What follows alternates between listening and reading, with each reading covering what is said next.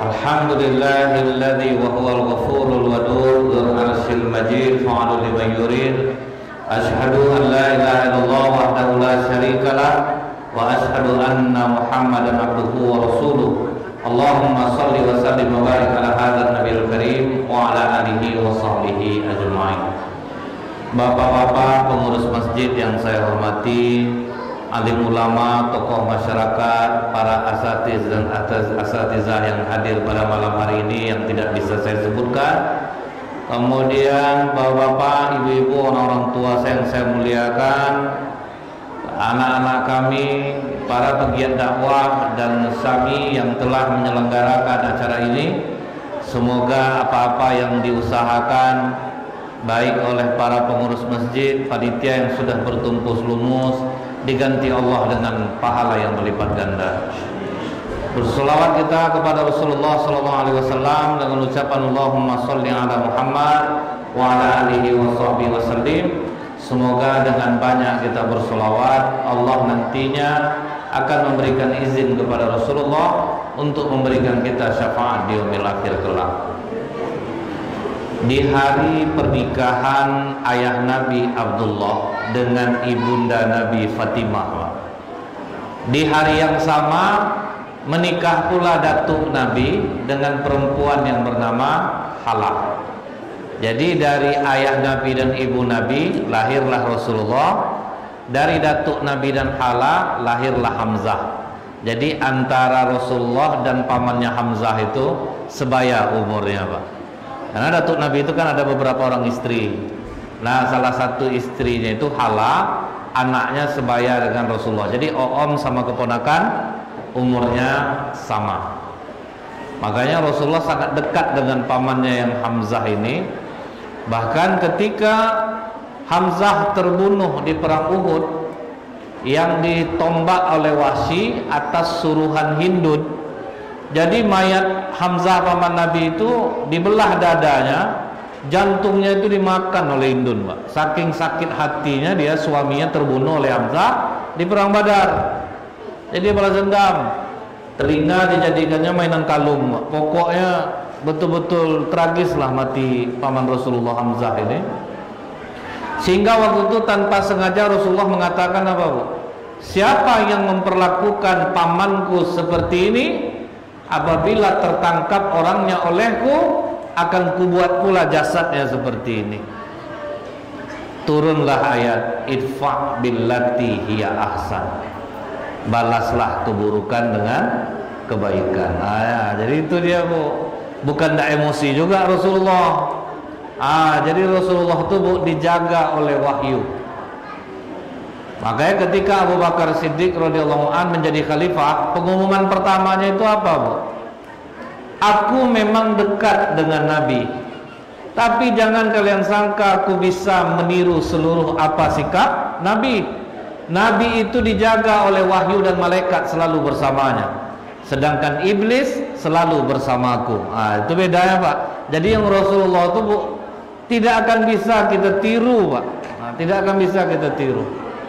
Abu Bakar sendiri mengakui tidak akan bisa seperti itu.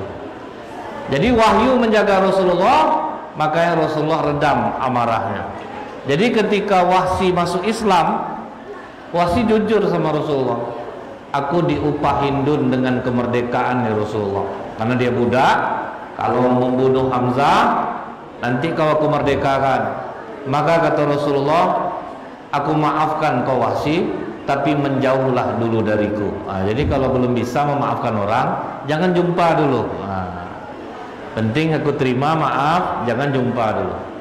Maaf itu, Bu, ya, asal katanya afu. Afu itu artinya menghapus tanpa jejak.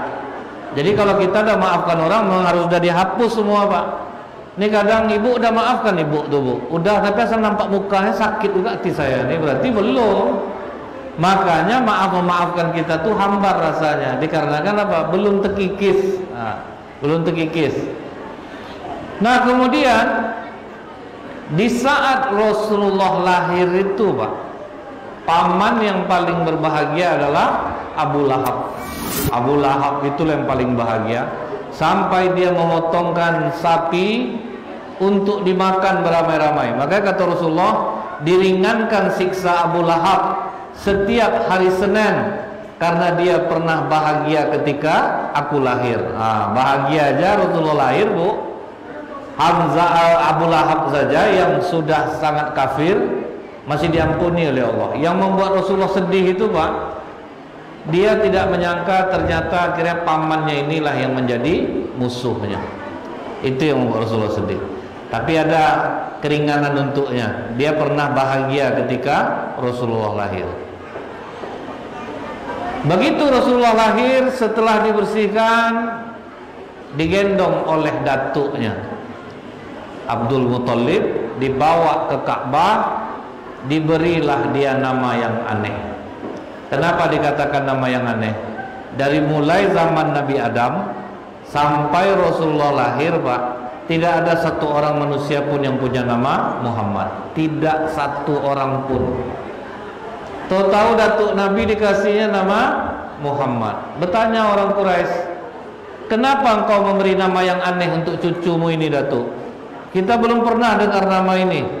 Kata datuk Nabi, aku ingin cucuku ini terpuji di bumi dan terpuji di langit. Itulah makna nama Muhammad itu. Jadi dalam hal memberi nama ini hati-hati, Bu. Rasulullah itu ada harapan doa dari orang tua memberi nama. Ketika masa Umar bin Khattab, ada seorang anak yang memukul kepala bapaknya. Ditangkap sama bapaknya, dibawa ke hadapan Umar bin Khattab.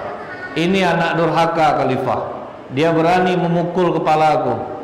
Kata Khalifah Umar, kenapa kau durhaka, anak? Tidak tahukah engkau bahwa ayahmu ini pintu tengah surga? Jadi kalau surga di bawah telapak kaki ibu, pintu tengah surga itu adalah ayah. Tidak akan masuk surga seorang anak tanpa melewati pintu tengahnya.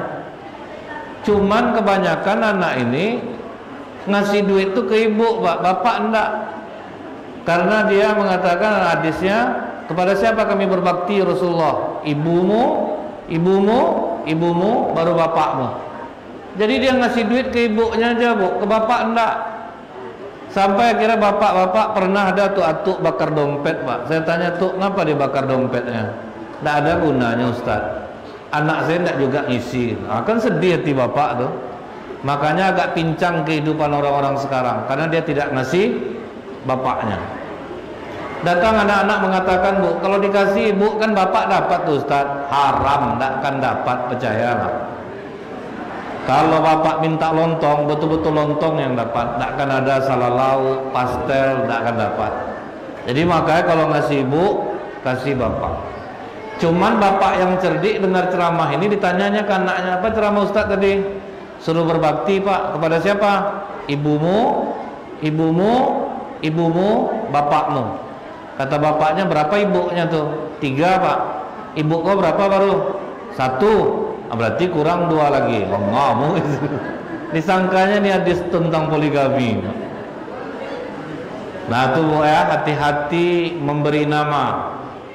Kata Rasulullah, panggil anak kalian dengan nama-nama yang baik, karena dengan nama itu dia nanti dipanggil di akhirat. Rasulullah itu suka mengubah nama orang. Kalau rasanya artinya buruk, dijadikan bagus, karena dia menjadi doa, Pak. Kenapa banyak sekarang ibu-ibu badannya kurus? Karena suaminya manggilnya kurus, Pak. Kalau udah 5 tahun nikah, kurus. Lama-lama kurus sendiri badan istrinya tuh, Pak. Kalau yang gendut, suami pasti manggil, woi gendut. Bertambah lebar badan ibu tuh jadi. Karena panggilan itu bahaya, Pak. Di Pekanbaru, Pak, ada ibu-ibu suka bercanda. Anak perempuannya dipanggilnya nenek, anak laki-laki dipanggil kakek. Padahal masih muda baru. Yang dipanggil kakek itu, Pak, udah bongkok dia, Pak. Yang dipanggil nenek itu betul-betul macam tua mukanya. Jadi kalau di Pekanbaru orang tahu tuh, jadi pameo dulu tuh, Pak. Nenek yang perawan siapa? Jadi gitu orangnya dia. Akhirnya keluar mereka dari Pekanbaru untuk mengembalikan nama aslinya. Makanya hati-hati memanggil orang. Orang nganggur aja saya panggil bos tiap hari, Pak. Jadi bos dia jadinya, Pak. Itu dasarnya. Cobalah memanggil orang dengan nama yang baik. Bos, padahal dia nganggur nih, kita yang bayarkan minum dia, Pak. Panggil dia bos tiap hari. Itu keajaiban itu, Bu. Siapapun yang mengamalkannya akan terjadi. Gimana supaya istri cantik? Rasulullah mempraktekkan panggil dengan nama yang baik. Misalnya Aisyah itu dipanggil dengan sebutan Aisyah. Kemudian disebut apa lagi namanya, Pak ya, dengan sebutan ya Humairah. Dipanggil manis-manis istri itu, Pak. Ini kadang keling, pesek, itu tambah tebenam hidungnya, Pak. Panggil dengan nama yang baik. Karena nama itu membawa rasa. Jadi ada anak itu, Bu, yang memukul kepala bapaknya tadi itu. Ditanyanya ke Khalifah Umar, apakah kalau kami ini jahat murni karena kesalahan kami, Khalifah? Apa sebetulnya kewajiban ayah kepada anaknya? Kata Umar bin Khattab, yang pertama itu adalah memberikan nama yang baik untuk anaknya. Nama aku dikasihnya Ju'al, Khalifah. Ju'al itu artinya kumbang kelapa yang busuk baunya, Pak. Itu dikasihnya nama anaknya.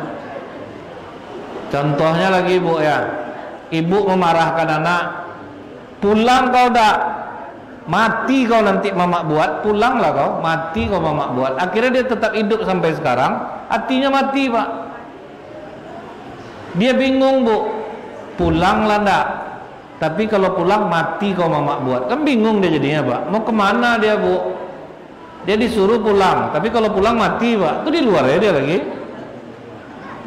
Jadi hati-hati ya, Bu ya, menyebut kutukan bahaya. Nah, bedanya, Pak, yang menjadi imam Masjidil Haram, Syekh Abdurrahman Sudes, itu dulunya adalah anak yang sangat nakal, Pak. Itu sampai sulit orang tuanya. Cuman bedanya apa, Bu?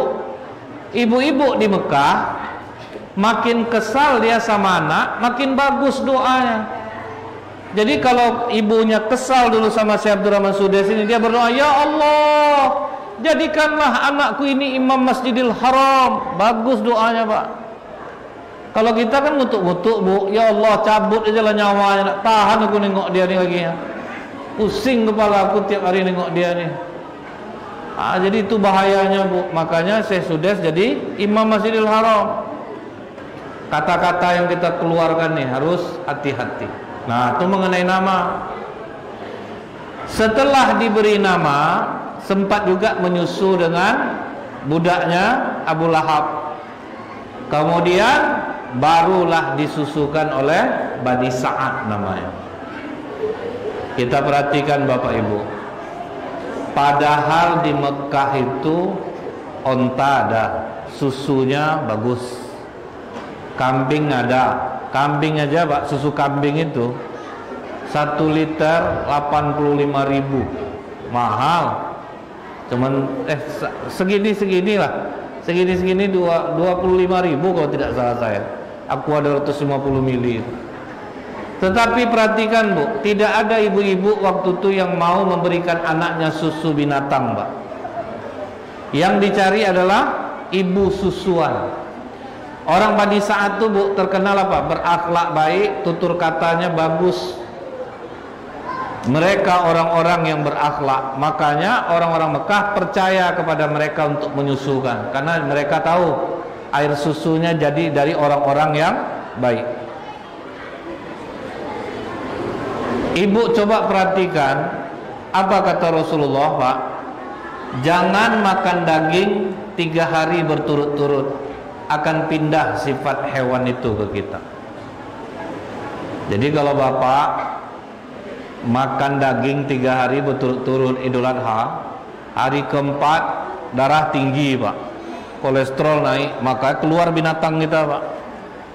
Pemarah dia, Pak. Ketawa orang tersinggung kita, apa kau ketawa kan? Merah mukaku. Jadi pemarah kita dia. Siapa yang makan daging onta, kata Rasulullah, hendaklah berwudu, karena onta pendendam, Pak. Jadi siapapun yang makan onta sejak saat itu berwudu, supaya tidak pindah sifat onta itu. Bayangkan ibu ngasih anak ibu susu sapi dari umur 0 tahun, apa tidak pindah sifat sapi itu jadinya? Cobalah larang anak-anak main game sekarang. Jangan main game, besok sekolah. Keluar lenguh sapinya, Pak. Kan udah mirip-mirip jadinya tuh. Ada ibu-ibu mengatakan, tidak keluar air susu kami, Ustaz. Saya sempat nanya loh, Bu, sama dokter anak di awal bros.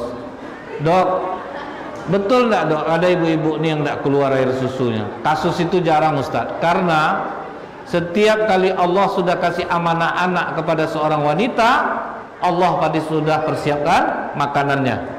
Cuman ibu-ibu ini kadang satu hari itu enggak keluar air susunya, dipindahkannya ke air apa jadinya? Ke susu sapi. Padahal kata dokter, Bu, biarkan dia mengisapnya terus, maka air itu akan keluar. Cuman ingat, Bu, kalau hati sedang tidak enak, jangan menyusukan bayi. Terbukti secara ilmiah, apabila seorang perempuan sedang tidak enak hati menyusukan anak, maka susunya itu akan mengandung racun, Pak. Jadi kalau ada orang habis menyusukan anak, membiru badannya, dia anak saya kena keteguran, kena palasi. Bukan, air susunya sudah mengandung racun karena hati dia tidak enak. Jadi kalau ibu sedang berantem sama bapak, bang, nanti berantem uangnya aku susukan anak ini dulu, habis ini kelahi betul lah kita. Tunggu dulu, aku susukan dulu. Karena nanti kan banyak seperti itu, Pak, membiru anaknya, anak saya kena palasi, padahal enggak. Jadi jangan sembarang tuduh, nanti nampak bawa bapak tua bawa kotak infak dibilang dia yang nyebar pelasi, padahal enggak ada. Jadi itu ingat, Bu, masalah air susu ini, Bu, ya. Hubungan batin antara ibu dan anak itu tercipta karena ibu menyusukan bayinya. Ibu-ibu yang baru sedang menyusukan bayi pasti tahu kapan bayinya haus. Sejauh apapun seorang ibu pergi, dia akan dikasih alarm oleh Allah kalau anaknya haus. Mengeras dadanya, keluar airnya. Betul enggak, Bu? Itulah hubungan batin tuh. Kalau sekarang dada sapi yang mengeras, Pak. Terasa sama sapi itu, anak aku haus, kata sapi itu. Karena dada dia yang mengeras dia. Karena anak-anak banyak disusukan oleh susu sapi. Makanya kalau pas Idul Adha, Bu, kenapa ramai anak-anak nengok sapi itu, Pak? Karena dia tahu, inilah bangsa mak aku yang menyusukan aku dari aku kecil. Nah, makanya itu dia jadinya. Jadi, Bu, ya, lihat orang-orang Mekah tuh, Pak, dia tahu lingkungannya tuh sudah buruk. Makanya dia tidak mau anaknya disusukan di situ. Biarlah sama Bani Sa'ad. Bapak ibu ingin generasi baik, tinggal di tempat yang buruk, percuma, Pak. Jadi dari zaman Rasulullah tuh, ibu-ibu di Mekah tuh tahu kita ini banyak orang tidak baik. Jadi jangan sampai anak kita tinggal di tempat yang tidak baik. Karena sekali menyusukan itu bisa sampai 2 tahun, 4 tahun. Maka setelah terkumpul beberapa orang bayi di Mekah, barulah dipanggil Bani Sa'ad. Bayi-bayi sudah terkumpul di Mekah sekian orang, silahkan datang ambil bayi susuan kalian. Nah, di antara yang berangkat ini adalah Halimah Sa'diyah, paling miskin di rombongan itu, Pak. Ontanya sudah tidak lagi mengeluarkan susu, kemudian keledainya sudah lemah. Anaknya menangis berhari-hari di jalan karena air susu tidak keluar. Sementara tetangganya, Pak, onta masih mengeluarkan susu, keledainya kuat. Mereka pun mulai berjalan. Karena Halimah ini ontanya sudah lemah, jauh tertinggal di belakang. Yang sampai masuk ke Mekah tetangganya semuanya. Setiap kali memilih Rasulullah, ini siapa namanya, Bu? Muhammad. Bapaknya mana? Bapaknya sudah meninggal. Maaf ya, Bu, ya, kami tidak bisa menyusukan anak yatim. Karena menyusukan anak yatim upahnya sedikit. Tidak ada yang mau, Pak. Jadi di zaman Rasulullah itu menjadi anak yatim itu boleh dibilang sangat menyedihkan. Tidak ada yang peduli, tidak mau orang menyusukan Rasulullah. Makanya kata Rasulullah, siapa yang ingin dipenuhi hajat hidupnya, dilembutkan hatinya, usap kepala anak yatim. Tapi jangan diusap aja bu, sulah kepala anak orang nanti. Beri dia makan dari apa yang kalian makan. Tidak boleh dibedakan. Ibu makan beras bagus, kasih anak yatim beras bagus. Maka kata Rasulullah, Allah akan memenuhi hajat hidup kalian dan melembutkan hati kalian. Karena Pak, hati orang yang rajin ke masjidnya belum tentu lunak semuanya Pak. Kadang banyak yang keras hati. Ada kalau di masjid ini imam maju tak gentar namanya Pak. Tidak peduli dia, padahal ada orang bersuara bagus, tetap juga dia keras hati maju, kan keras hati namanya itu Pak. Tapi itu tidak di sini, itu pandai-pandai saya aja tuh. Saya ingat dulu Bu ya, bapak ini tidak mau digantikan jadi imam. Padahal jamaah udah tidak tahan sama dia Pak. Jadi saya pula menyabarkan ibu-ibu waktu itu, tidak boleh gitu sama imam kita Bu. Cobalah Ustaz sholat di belakang dia. Pas saya ceramah subuh situ, bapak tuh imamnya menggigil kaki saya dibuatnya. Masih ingat saya iramanya seperti ini. Bismillahirrahmanirrahim. Sampai walad dolin tuh stres kita dibuatnya Pak. Tidak usah dia baca ayat panjang-panjang Bu, dibacanya surah Al-Ikhlas. Tidak ikhlas kita di belakang Pak. Tidak usah yang panjang baca ayat. Jadi ada kita nih orang-orang rajin ke masjid ini keras hati. Maka cara melembutkannya sedekah kepada anak yatim. Itu obat dikasih tahu Rasulullah Pak. Bingung bapak, kok aku ini temperamen di rumah ya, kenapa aku ini pengamuk ya. Cari anak-anak yatim. Anak-anak tahfiz kita ada yang yatim, paling tepat tuh Pak ngasihnya, cepat ya. Kalau anak yatim preman hobi main game, gak usah lagi Pak, azab bapak dibuatnya. Kasih dia duit beli chip, kasih duit beli chip. Mana ada pengaruh sama yang ngasih nih ya, para penghafal Quran, anak-anak yang masuk di sekolah-sekolah agama, gelontorkanlah, maka hati akan menjadi lembut. Tidak ada yang mau menyusukan Rasulullah. Semua memilih anak-anak yang ada bapaknya. Tinggallah Rasulullah sendiri Pak. Yang terakhir sampai adalah Halimah Tusa'diyah. Tidak ada pilihan Bu. Begitu ditanya Halimah, kenapa tidak ada yang mau mengambil anak ini Bu? Bapaknya sudah tidak ada. Langsung ngedrop Halimah. Bu, maaf ya Bu ya, di antara kami yang berangkat ini saya yang paling susah. Saya berharap justru dapat anak yang ada ayahnya, biar banyak saya dapat upahnya. Jadi saya mohon maaf Bu Aminah, saya tidak bisa mengasuh anak ini. Jadi awalnya Halimah Tusa'diyah tidak mau menyusukan Rasulullah Pak. Pas dia di jalan pulang, diskusi dia sama suaminya. Bang, kasihan kita nengok anak yatim tuh Bang ya. Kata suaminya, lebih kasihan lah nasib kita lagi Halimah. Udah pergi miskin, pulang tambah miskin lagi nih. Jadi menurut abang gimana? Udahlah, susukan aja Muhammad tuh daripada pulang kosong. Artinya apa Pak? Tidak selamanya amalan itu kita lakukan mesti dengan niat ikhlas. Jangan nunggu ikhlas. Halimah Tusa'diyah kan tidak ikhlas tuh. Jadi Bapak Ibu kalau mau sedekah jangan nunggu ikhlas. Jadi kapan ikhlasnya? Doa-doa dari orang yang kita bantu itulah Pak. Lama-lama kita bisa menjadi ikhlas. Ikhlas dan ria itu Bu setipis kulit bawang. Jadi jangan gampang dikira kita ikhlas. Oh saya ikhlas. Payah Pak. Kita ini ada sifat ria, ada kena sum'ah, ada kena ujub. Orang yang suka pamer amalnya ini, apapun amalan dia diuploadnya semuanya Pak, ke IG, ke WA, ke Facebook. Di fotonya lah sahur dia pas hari Senin. Jangan lupa puasa sunnah ya. Langsung diupload. Apakah salah? Enggak, biar aja dulu, pamerkan aja lah dulu. Nggak usah takut, orang aja yang buruk-buruk pun dibukanya semuanya. Masa kita ngupload yang baik nggak boleh? Pamerkan saja, tidak ada jadi masalah. Kadang nanti Bu komen orang, ondeka puasa kakak ya. Jangan terlalu bangga pula. Kadang akhirnya jak gadis lagi macam ini. Tidak bisa ditinggalkan. Padahal baru puasa mulai hari itu, baru puasa sunnah. Itu yang tidak boleh berbuat-buat. Lolos kita dari pamer, Bu. Kita tidak pernah pamer, tidak pernah upload sholat tahajud. Dia kadang Pak adalah Pak ya, dibangunkannya anaknya tengah malam. Dedek bangun dek. Ngapa ma? Mama mau sholat tahajud. Videoin mama tolong. Videoin.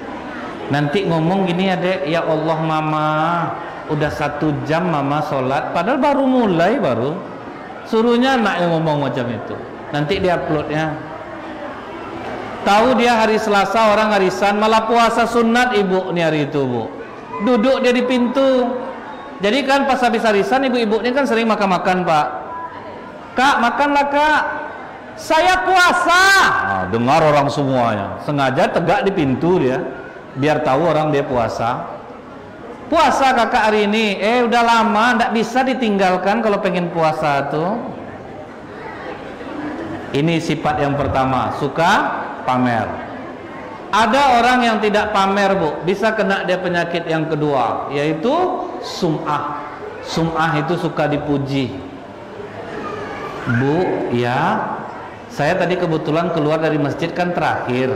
Terus tidak sengaja dengar bapak-bapak pengurus tadi cerita tentang ibu. Cerita tentang saya, tentang apa? Salut pengurus nengok ibu, Bu. Ibu banyak nyumbang rupanya di masjid ya, Bu ya. Astagfirullahaladzim, masa itu cerita pengurus? Iya, Bu. Padahal saya ikhlas tuh nyumbang. Aduh, ndak enak hati saya. Dia apa-apa aja cerita bapak-bapak tuh tadi. Mulai panjang jadinya. Kata bapak-bapak tuh, Bu, ibu tuh kalau nyumbang ndak pernah hitung-hitungan. Iya, memang kayak gitulah. Saya aja heran nengok diri saya nih ya. Kenapa suka betul nyumbang tuh? Waktu bapak-bapak tuh cerita ramai orang, ramai, Bu. Aduh, ndak enak hati saya, padahal bangga. Tadinya ndak ada pamer loh, Bu. Tapi kena bisa yang kedua. Gimana kita mau lolos? Lolos kita dari ujub. Udah ikhlas kita buat nyumbang hamba Allah 500.000, hamba Allah 1.000.000. Datang pula pengacau, Pak. Ngomong deh sama bapak nih, Pak, bapak ada masalah sama pengurus masjid. Enggak, ngapa tuh? Enggak, biasa ada nama bapak nyumbang udah berapa bulan terakhir ini enggak pernah bapak nyumbang lagi. Tutup mulut kau ya. Tuh yang hamba Allah tuh aku tuh. Aku malas nulis nama. Gara-gara kau tersebut jadinya nih. Semua hamba Allah tuh aku tuh 5 juta, 2 juta. Hati-hati ngomong tuh, akhirnya tersebut juga jadinya, Pak. Jadi apakah harus nunggu ikhlas? Nggak usah. Pokoknya upload semua kebaikan. Kapan kita ikhlas? Doa-doa dari orang yang kita bantu. Itu yang membuat kita ikhlas. Kemudian yang kedua, kita dapat keajaiban dari apa yang kita lakukan. Ibu bapak kira kami ceramah nih ikhlas nih, Pak. Belum tentu lagi, Pak. Saya ingat dulu pernah ceramah. Tujuan saya waktu itu betul-betul amplop, Pak. Rupanya habis saya ceramah, lupa pengurus kasih amplop. Selama-lama saya duduk zikir di masjid tuh, Pak. Zikir pagi petang pun saya baca di situ, Pak. Jadi kalau tidak ikhlas itu sakit, Pak. Tidak juga pengurus tahu. Saya pakai cara kedua, saya salami satu-satu, Pak. Pak, saya pulang, Pak. Ya, makasih banyak Ustadz. Tidak juga rupanya loh. Apa cara lagi ini ya? Dapat saya cara yang ketiga. Saya engkol Honda dalam keadaan mati, Pak. Mati Honda itu saya engkol. Berharap ada panitia yang lari dari dalam. Kan biasa ada adegan itu, Pak. Tunggu Ustaz, tat. Kan gitu, Pak ya. Kalau ada Ustaz habis pengajian, cepat dia keluar supaya Bapak kejar tuh, Pak. Kalau enggak Bapak kejar melambat dia tuh. Saya aja dulu tuh, Bu ya. Sepatu saya bertali, enggak juga keluar, saya tanggalkan tali itu balik, pasang balik. Tapi itu dulu, Pak ya. Ibaratnya apa, Bu? Kita melatih diri. Ikhlas itu bukan nol. Itu yang harus kita ingat. Ikhlas itu bukan nol. Pokoknya udahlah, lakukan aja yang terbaik. Pernah, Pak ya. Jadi setelah saya engkol-engkol udah pegalak paha nih, Pak. Nggak juga keluar panitianya. Akhir pulang enggak saya. Di jalan tuh berdoa lah saya, Bu. Ya Allah, mengapa kotor betul hati saya. Orang dakwah berhabis-habis. Ini saya hitung-hitung betul. Ampuni saya ya Allah. Tenangkan jiwa saya. Akhirnya tenang, Pak, jiwa nih. Begitu sampai di rumah, Bu, rupanya ketika hati kita udah tenang, doa dan harapan berjabat tangan. Baru nelpon pengurus masjidnya, Pak. Assalamualaikum Ustaz. Waalaikumsalam. Ya Pak, minta maaf kami Ustaz, lupa tadi amplopnya. Oh, saya langsung sandiwara, Pak. Enggak apa-apa, Pak. Enggak usah itu Bapak pikirkan. Nah, kan inilah nih, udah ikhlas balik, enggak ikhlas balik. Kami antar amplopnya malam ini Ustaz. Enggak usah Pak, hari udah malam. Tapi kalau Bapak maksa saya tunggu. Manalah ada orang tuh maksa. Jadi ikhlas tuh bolak-balik, Pak. Pernah saya sudah berhasil ikhlas, Bu. Saya ceramah di satu desa, masjidnya tuh macam mau roboh, Pak. Tapi di sekitar perusahaan kelapa sawit. Bangkit kasihan saya, Pak. Saya bilanglah sama ketua masjidnya, Pak, kalau memang ada amplop untuk saya ingin menyumbang di masjid ini. Alhamdulillah, makasih banyak Ustaz. Selesai ceramah disampaikannya pula, Pak. Tablik akbar malam ini kita dibantu oleh perusahaan kelapa sawit yang ada di desa kita ini. Jadi alhamdulillahnya amplop yang seharusnya untuk Ustadz Nazril sebanyak 2.500.000 semua disumbangkan untuk bangkit sakit kepala saya, Pak. Banyak, Pak. Saya sangka sedikit. 2 kali saya makan bodrek malam itu, Pak. Lama tuh pikir. Jadi itu, jangan kira ikhlas itu mudah. Udah ikhlas balik dah ikhlas, ada ikhlas balik dah ikhlas. Udahlah, buat aja lah kebaikan banyak-banyak. Buat aja banyak-banyak. Ini kita teruskan lagi, Pak, ya. Halimah tuh Sa'diyah kan daripada pulang kosong tuh, Pak. Daripada pulang kosong balik lagi. Bu Aminah, biarlah kami yang menyusukan Muhammad nih.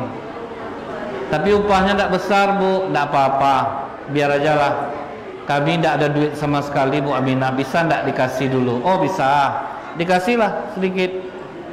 Apa pengakuan Halimah tu Sa'diyah, Bu? Di dalam kitab Sirah Nabawi karya Syekh Safiur Rahman Al-Mubarakfuri, begitu aku gendong Rasulullah kecil dan menyandarkannya ke dadaku, terasa air susuku mengalir deras.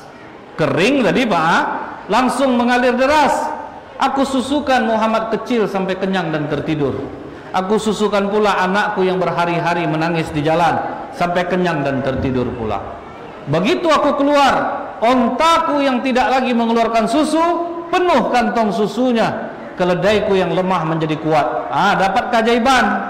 Maka kata Halimah, Bang, ini tidak berbayar pun tidak apa-apa nih, Bang, kalau macam ini. Jadi itu gunanya, buat aja kebaikan, nanti kita akan dapat keajaiban. Di situ kita akan ikhlas. Di situ kita akan ikhlas. Nah, pulanglah Halimah tu Sa'diyah, Pak. Saking kuatnya ontanya tuh, Bu, terpacu tetangganya yang udah duluan tadi. Sampai tetangganya ngomong, Halimah beli onta baru kau? Enggak, onta yang semalam. Itu keledai yang baru? Enggak, keledai yang semalam. Kok kuat? Matilah kalian. Kalian enggak mau ngambil anaknya tadi kan? Aku dapat berkah dari anak yatim ini. Langsung ngebut pulang. Sampai di desanya, pada saat itu, Pak, apa kata Halimah? Kambingnya yang dilepaskannya secara liar pulang dalam keadaan gemuk. Kambing tetangganya pulang dalam keadaan kurus. Tumbuh-tumbuhan Halimah semua subur, tumbuh-tumbuhan tetangganya semua kering. Menyesal tetangganya, banyak yang berantem sama suami. Itulah, Bang, aku udah mau ngambil anak tadi, Bang. Ngapa pula Abang yang kau salahkan? Kan kau yang tidak mau. Kelahi jadinya, Bu. Lihat Halimah tuh, dapat berkah dia. Jadi itu, Pak, kedahsyatan kita menyantuni anak yatim. Kecepatannya tinggi. Tapi ingat, cari anak yatim yang soleh. Dia memang seluruh anak yatim ini disantuni, Bu. Tapi untuk amalan pribadi, pilih yang soleh dan soleha. Itu untuk amalan pribadi, Pak. Kalau untuk anak yatim di seluruh sekitar kita nih, bantu semuanya. Cuma kalau ingin cepat berubah, carilah. Dapat aja satu yang soleh, Pak, insyaallah aman hidup kita. Karena bersedekah ini harus cerdas. Kita tidak bisa, Bu, apalah salahnya ngapalah dipilih-pilih, sedangkan kawan aja disuruh Rasulullah milih, Pak. Kita sedekah itu pun, Bu, harus milih, harus cerdas. Jangan sampai nampak kita orang ngemis di jalan kita kasih, oh dapat pahala, nol. Bahkan Allah benci dengan orang yang ngasih orang pengemis. Karena apa kata Rasulullah? Pekerjaan halal yang dibenci oleh Allah adalah meminta-minta. Dia halal tapi Allah benci, Pak. Jadi kalau kita ngasih peminta-minta, Allah benci sama kita. Jadi siapa yang harus kita kasih? Karib kerabat, adik-beradik kandung, orang-orang miskin, tetangga-tetangga dekat. Jadi kita udah tahu betul keadaan dia. Jadi sedekah pun kita mesti cerdas, jangan sembarangan. Jadi ingat deh, Bu, ya, jangan sampai sembarangan jual hibah. Apa kata Umar bin Khattab, Bu? Apabila kalian melihat peminta-minta tiap hari sama orangnya, berarti dia bukan orang miskin tapi penumpuk harta. Udah enak dia. Di Kuwait, Bu, tertangkap pengemis 22 miliar tabungannya, Pak, kalau uang kita. Di Jakarta tertangkap pakai mobil, ada sopir lagi, Pak, ngemis. Jadi hati-hati kita, Bu. Bagus jelas-jelas apa yang ada nampak di kampung kita nih. Oh, yayasan ini, lembaga Baitul Mal, bantu. Baitul Mal Indragiri, banyak anak-anak di dalam itu yang bernaung, bantu. Masjid ini semua, Pak, ya, 700 kali lipat loh, bukan 10 kali lipat. Kalau kita nolong per orang, manja abil hasanati falau asru amsalihah, 1 jadi 10. Tapi kalau untuk kebaikan bersama, fisabilillah, bangun masjid, sekolah, itu 700 kali lipat loh. Mathalul ladzina yunfikuna amwalahum fi sabilillah kamathali habbatin ambatat sab'a sanabila fi kulli sumbulatin mi'atu habba wallahu yudha'ifu liman yasha wallahu wasi'un alim. Perumpamaan orang yang berinfak di jalan Allah sama dengan 1 bulir menjadi 7 bulir. Masing-masing bulir berbuah 10. Jadi jadinya 700, 100 yang 1 jadi 100, 100 kali 7, 700 kali lipat. Perhatikan aja lingkungan kita di sekitar sini. Ini dahsyatnya, ya, Bu, ya, kalau kita sedekah dengan cerdas. Nah, setelah itu, Bu, 4 tahun, pertama udah 2 tahun sama Halimah Sa'diyah. Pergi Halimah ini, Bu, diantarkannya Rasulullah rumah. Kemudian memohon Halimah, Pak, Bu Aminah, boleh enggak nyambung 2 tahun lagi?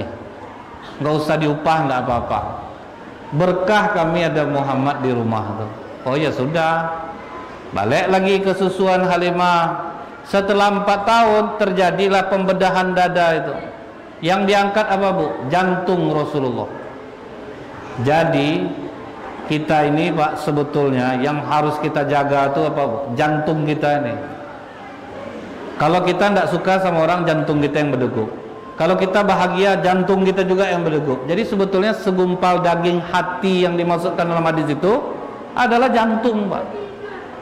Makanya harus kita jaga jantung kita nih. Apa yang membuat orang banyak serangan jantung? Yang pertama karena rasa cinta dunia yang begitu tinggi.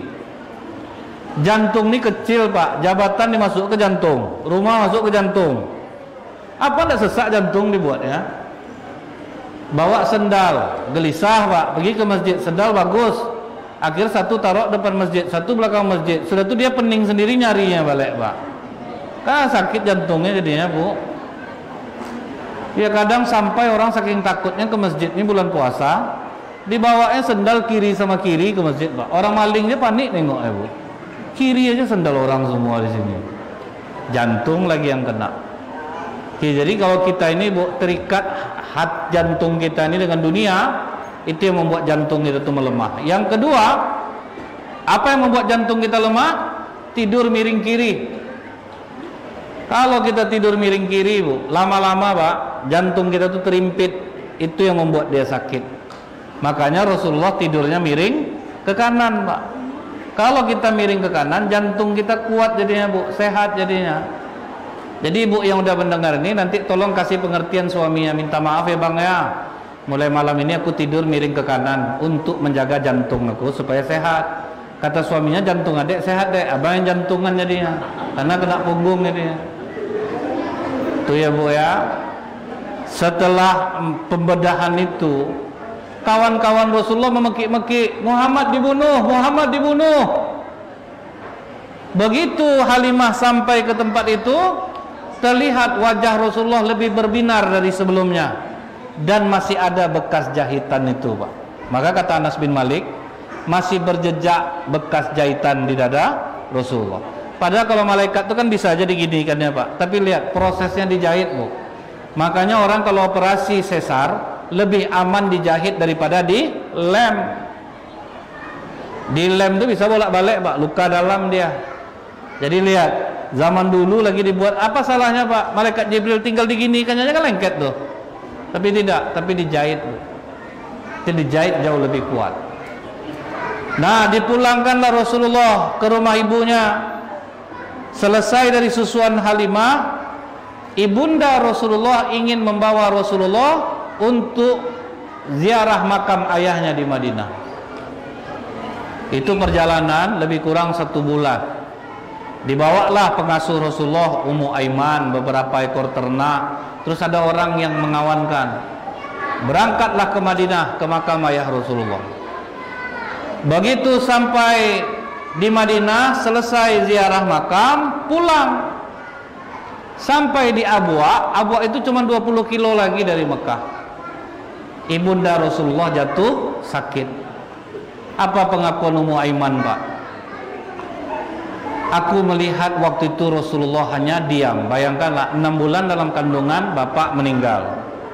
1 bulan baru sama ibu. Baru 1 bulan ketemu ibunya Pak, baru dibawa jalan. Di ibu pula sakit di jalan. Sampai akhirnya ibu Rasulullah meninggal dunia di Abwa. Jadi Bu ya, dari zaman dulu orang di Arab Saudi itu, siapa yang meninggal di sana dikuburkan di sana Pak. Tidak pernah ada yang dipulangkan ke negaranya. Jadi seharusnya kita ini di mana meninggal di situ dikuburkan. Kadang kan kita tidak Pak, meninggal di sini dibawa ke kampung, kan jauh. Kenapa harus bawa ke kampung? Di mana aja dimakamkan silahkan. Yang doa anak-anak insya Allah sampai. Ini kadang-kadang kan bawa ke sana, bawa ke sini. Meninggal di Hong Kong, bawa ke Indonesia, mahal biayanya itu Pak. Jadi ya sudah, di mana meninggal di situ dikuburkan. Itu lebih mudah. Nah jadi kata Ummu Aiman apa Pak? Waktu ibunda Rasulullah ini meninggal, aku coba mengajaknya untuk bercerita, tetapi Rasulullah diam. Aku coba mengajaknya untuk bercanda, dia juga diam. Ini yang harus kita contoh Pak. Kalau kita dalam kesedihan, jangan bajak orang ngomong, biarkan dia diam. Ini kadang kita ini suka ini Pak ya, suka memberikan nasihat-nasihat. Misalnya ada seorang perempuan kematian suami. Kalau kita berkunjung ke rumahnya Bu, tidak usah ditanya apa-apa, diam aja, duduk dekat dia. Jadi itu yang dilakukan Rasulullah. Ketika ibunya meninggal, dia diam. Dan sekarang ilmu ini dipakai oleh pasukan pengawal presiden Pak. Jadi pernah dipertanyakan kepada pasukan pengawal presiden Bu, kenapa semua wajah pas pampres ini diam? Apa kata mereka Pak? Diam itu menguatkan konsentrasi. Jadi kalau wajah kita diam, itu menguatkan konsentrasi. Jadi ini Pak ya, rahasia Rasulullah kenapa sabar waktu itu, karena Rasulullah diam. Ini kadang orang kematian suami datang kita, Kak meninggal abang. Iya, pingsan jadinya ibu tuh Pak. Subuh udah pingsan dia sekali Bu. Itu rombongan pertama baru datang tuh Pak. Jam 8 datanglah family, Kak meninggal abang. Pingsan lah balik. 10 kali rombongan datang tuh 10 kali Bu tuh meninggal. Diam aja Bu.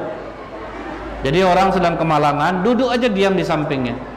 Insya Allah dia diam tuh Pak, tidak akan nangis Bu. Biarkan dia yang bercerita. Kalau dia cerita berarti dia sudah siap. Nah, itu yang harus kita lakukan Pak.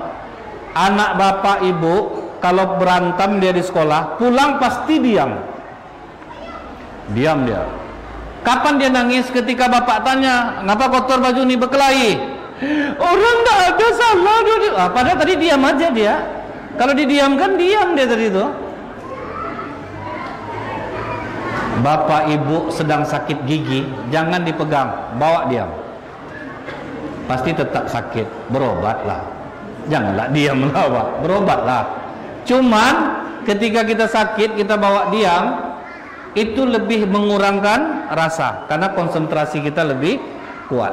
Nah, dibawalah pulang ke Mekah. Sampai di Mekah, datuk Nabi tahu ibunda Nabi sudah meninggal, langsung digendong oleh datuk. Umur baru sekitar 6 tahun. Dibawa tinggal di tempat datuknya. Datuknya sangat sayang kepada Rasulullah ini, sehingga ada tempat khusus untuk datuknya di Mekah itu.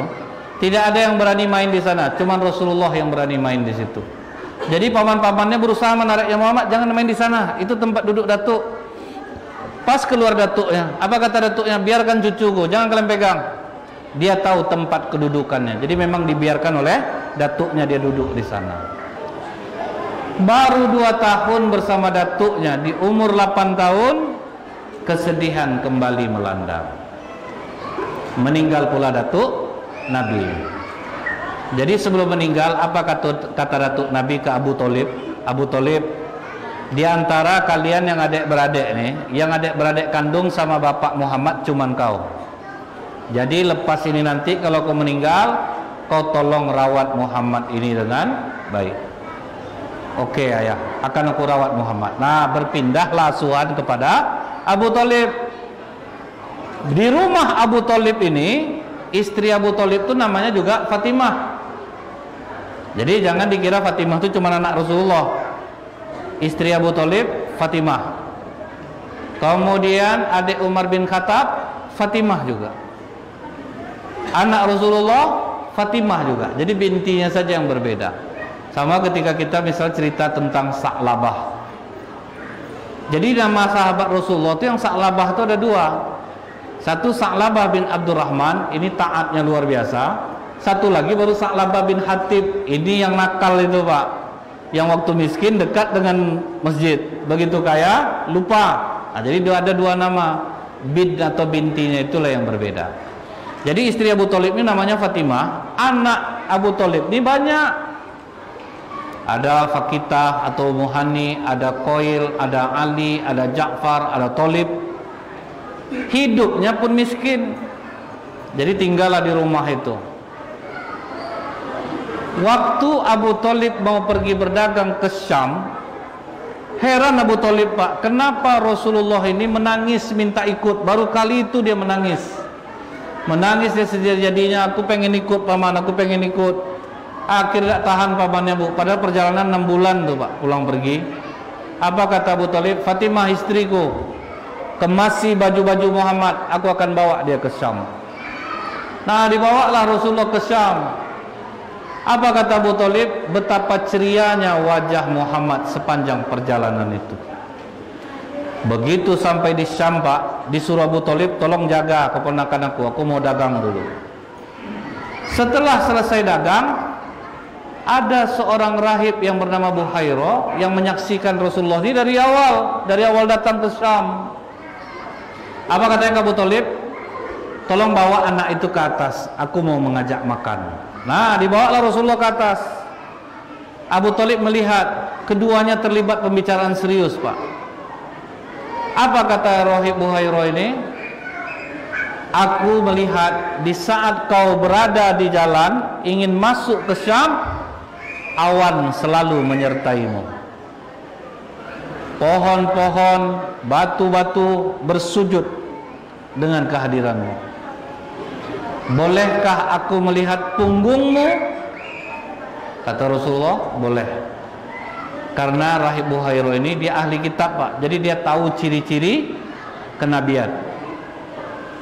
Begitu dia buka punggung Rasulullah, nampak dia cap kenabian itu. Apa lambang cap kenabian itu Bu? Banyak versinya di dalam hadis, tapi salah satunya apa Bu? Seperti apel yang digigit. Itulah lambang iPhone tuh, apel yang digigit. merek smartphone terbaik, Pak. Dipakainya lambang cap kenabian. Jadi apa kata Rahib Hurairah? Siapa ayah anak ini? Langsung aku Abu Thalib, saya ayahnya. Kata Rahib Hurairah, bukan. Kalau dalam kitab kami, aku tadi itu bertanya tentang nama bapaknya, karena dalam kitab kami anak ini seharusnya bapaknya sudah mati. Terkejut Abu Thalib. Dari mana kau tahu? Pokoknya habis kau dagang nih, cepat bawa keponakan kau ini pulang. Kalau sempat tahu orang Yahudi, mereka akan menganiayanya. Waduh, tidak tenang hati Abu Thalib. Habis dagang, bawa Rasulullah pulang. Sampai di Mekah baru puas hatinya, diceritakannya kepada istrinya. Makanya dia sangat ingin ikut, ya bang ya. Rupanya ini akan diperlihatkan kepadamu siapa keponakan kita ini nanti setelah dia dewasa. Nah, sepulangnya dari Syam itu mulai Rasulullah ini, Pak, nampak akhlak-akhlaknya yang mulia. Salah satu akhlak Rasulullah di rumah itu apa? Tidak pernah makan duluan. Jadi kalau ada makanan, disuruhnya orang itu makan duluan semuanya. Anak-anak Abu Thalib ini ngalah soal makan. Ini kadang makan berebut, begitu nampak kue beredar tuh, Pak. Wah, itu udah lain-lain mata tuh. Resoles, bakwan, satu digigit, pisang. Semua dipegang, macakan habis. Tapi Rasulullah coba dibiarkannya makan dulu anak-anak Abu Thalib. Kalau ada sisa dia makan, kalau tidak dia diam. Itu nanti harus kita contoh. Walaupun saya pernah gagal mempraktekkan ini, Pak. Saya pas ceramah di Hotel Arya Duta di Pekanbaru. Habis ceramah itu disuruh makan. Saya praktekkanlah ini, Pak. Saya suruh karyawannya makan dulu semua. Makan. Pas tinggal saya habis, Pak. Lama temenung saya di jalan, Bu. Nyesal saya asli ya. Sejak itu tidak mau saya basa-basi lagi, Pak. Suruh makan saya dulu. Payah mempraktekkan cara Rasulullah. Tapi kita usahakan nih. Jangan berebut. Nah, lama-lama Abu Thalib tahu. Dikumpulkannya anak-anaknya, marah Abu Thalib. Kalian sering Muhammad tak makan, kalian buat ya. Sering tak dapat dia minum susu. Ada dapat ayah, mana ada? Tahu aku dapat cerita dari mamak kalian. Pokoknya mulai hari ini tidak ada yang boleh makan sebelum Muhammad makan. Tidak ada yang boleh minum susu sebelum Muhammad yang minum. Disitulah terjadi keajaiban, Pak. Setiap kali Rasulullah yang makan duluan, lauk itu jadi banyak dia jadinya. Semua makan sampai kenyang, berlebih-lebih. Kalau Rasulullah udah minum susu, ada aja air dalam gelas itu terus. Sejak saat itu berebutlah orang tuh, Pak. Suruh aja Muhammad makan duluan. Karena ada barokahnya. Kalau Rasulullah yang makan duluan, banyak makanan. Setelah itu baru terjadi perubahan drastis di diri Rasulullah. Tiba-tiba pendiam, sering pucat, sering ketakutan, sering menyendiri. Rapatlah paman-pamannya semuanya. Ngapa Muhammad ini seperti ini? Kata paman-pamannya, dia benci sama Tuhan kita. Dia paling tak suka dengan Lata Uzza. Makanya dia sekarang kena nih. Makanya pemenung dia nih. Akhirnya dimarahilah dia oleh paman-pamannya. Muhammad, kau sering menghina berhala. Ini besok ada perayaan Hubal, penyembahan berhala yang paling tinggi. Kau harus ikut sama kami. Karena dipaksa akhirnya ikutlah Rasulullah, Pak. Senang hati paman-pamannya. Udah mau nih diajak nyembah berhala. Tapi begitu paman-pamannya dan tante-tantenya masuk ke dalam penyembahan itu, lama-lama mereka nampak heran, dia kok tidak ada Muhammad.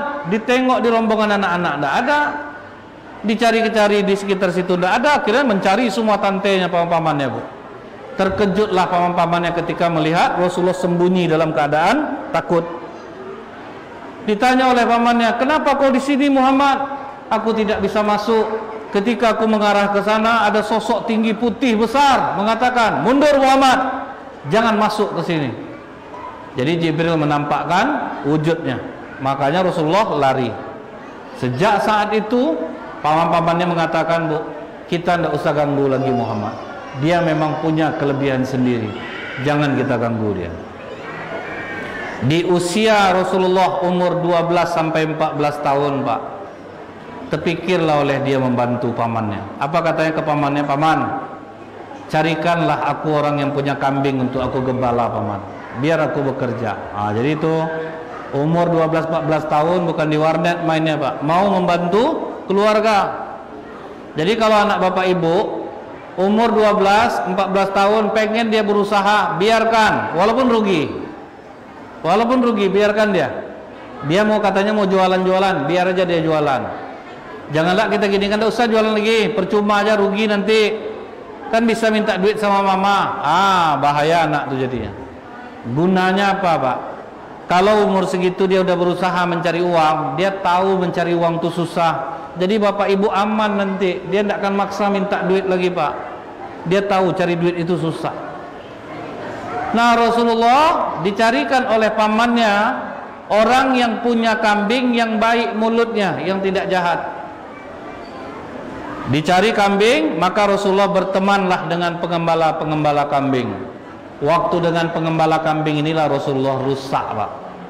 Apa kata kawan-kawannya? Muhammad, kau pergilah tengok ke Mekah, sering acara nari-nari malam, penari mantap-mantap, nontonlah. Apakah Rasulullah terpengaruh? Terpengaruh. Pergi Rasulullah nonton Pak, cuman belum sampai ke tempat itu Rasulullah ditidurkan oleh Allah, ngantuk yang teramat sangat. Akhirnya paginya balik, datang kawan-kawannya bilang, gimana Muhammad, mantap? Apa yang mantap? Aku tuh tidur. Ulang lagi Muhammad, coba nonton lagi, tertidur lagi Pak. Makanya Rasulullah mengatakan, mulai hari ini aku tidak akan pernah lagi menyaksikan hiburan-hiburan jahiliyah. Dan Rasulullah berhenti menjadi pengembala kambing. Artinya apa? Kalau kawan-kawan kita membuat kita rusak akhirat kita, menjauhi dia jauh lebih baik daripada tetap berteman. Biar kita dibilang orang sombong. Allah yang tahu kenapa kita kadang-kadang berlaku seperti itu. Banyak loh Pak. Contohnya sahabat Rasulullah yang tidak pernah jumpa dengan Rasulullah, Wais Al-Qarni. Itu tidak mau dikenal orang Bu. Tidak mau dikenal orang Pak. Kalau tidak Rasulullah ngasih tahu Umar, tidak akan tahu sama Wais Al-Qarni. Jadi Wais Al-Qarni itu begitu Umar bin Khattab ketemu sama dia, permintaannya apa Pak? Jangan pernah ikuti aku. Jangan pernah ikuti aku. Jadi memang ada orang dia menyendiri karena dia yang tahu. Dia ingin menghindari dari sesuatu yang lebih besar rasanya mudaratnya. Nah makanya kalau kawan-kawan kita buruk, berhenti jauh lebih baik. Bumi Allah ini luas. Jangan kalau tidak di sana saya Ustaz gimana pencarian saya di sana. Bumi Allah luas. Yakinlah kita pasti akan mendapatkan ganjaran atas kesabaran kita. Mudah-mudahan yang sedikit ini bermanfaat. Lebih kurang saya mohon maaf. Subhanakallahumma bihamdika asyhadu alla ilaha illa anta astaghfiruka wa atubu ilaik. Kita tutup dengan doa. A'udzu billahi